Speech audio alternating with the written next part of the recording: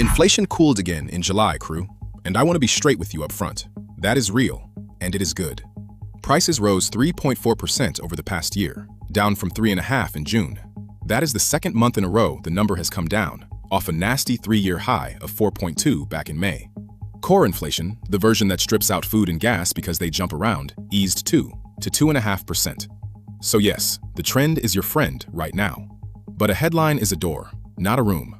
Walk through this one and you find a pump price giving back a war, a rent bill that never got the memo, and a paycheck quietly losing a race it looks like it is winning.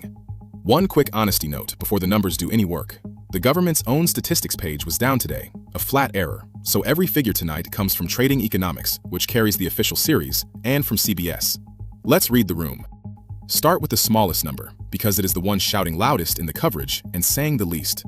Prices rose 0.1% on the month. What does that actually feel like at a kitchen table? If your household spends $5,000 a month across everything, rent, groceries, gas, the lot, then July cost you about $5 more than June for the exact same basket. $5. That is not a squeeze, and it is not a windfall. It is a rounding error you would never feel. So do not let anyone sell you the month as a victory or a crisis. The month is quiet. The wait is in the year. That same 3.4% stacked up over 12 months is what turned last summer's grocery run into this summer's, and not 1 cent of that reverses just because a single month came in soft. Keep your eye on the 12-month number. That is the one spending your raise. Now, what actually fell and why you should not get too comfortable with it? The relief you can see came almost entirely from one place, the gas pump. Gasoline dropped nearly 3% on the month, and the average gallon slid to $4.06, about a dime cheaper than June. If you commute, you felt that, and it is genuinely welcome. But here is the sleight of hand, crew. That same gallon is still up almost 25% from a year ago, and at $4.06 it is sitting about 35% above where it was back in February, around $3 flat, before the Iran war lit oil on fire.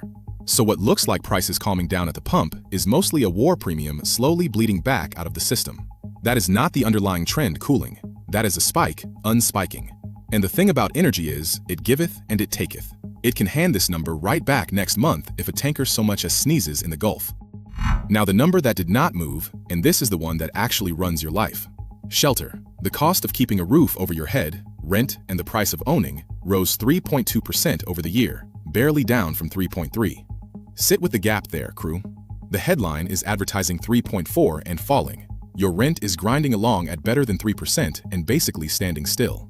Rent does not care about a straight or a ceasefire or a good month at the pump.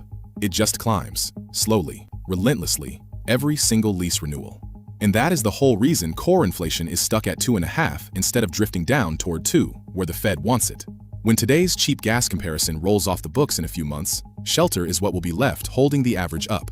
The pump gave you the headline. Rent is keeping the bill.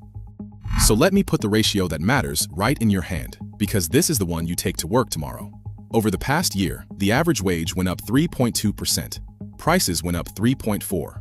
Line your raise up against your own checkout total and you have the whole story of this economy in one sentence. Pay is climbing and prices are climbing a little faster. Put it in dollars. A worker making $60,000 a year who got that average raise took home about $1,900 more. But that same year of inflation cost them a little over $2,000 in what those dollars can actually buy.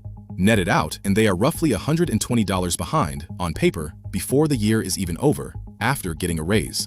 As the economist Heather Long put it, inflation is wiping out wage gains for many. A falling headline and a shrinking real paycheck are not a contradiction, crew. They are exactly what it feels like when prices slow down but still outrun your pay. Which leaves the big question everyone actually wants answered. What does the Federal Reserve owe this report? And the honest answer is almost nothing.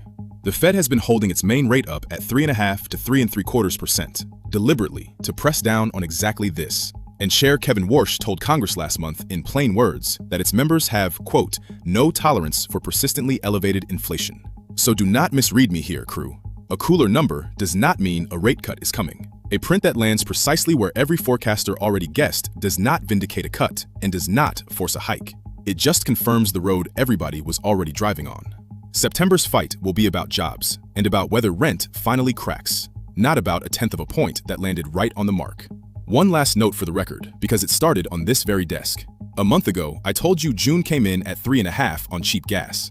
July's 3.4 extends that line exactly. If you saw a stray 4.1 floating around with June's name on it, that was a different gauge, a different ruler, never CPI. Cooling is real.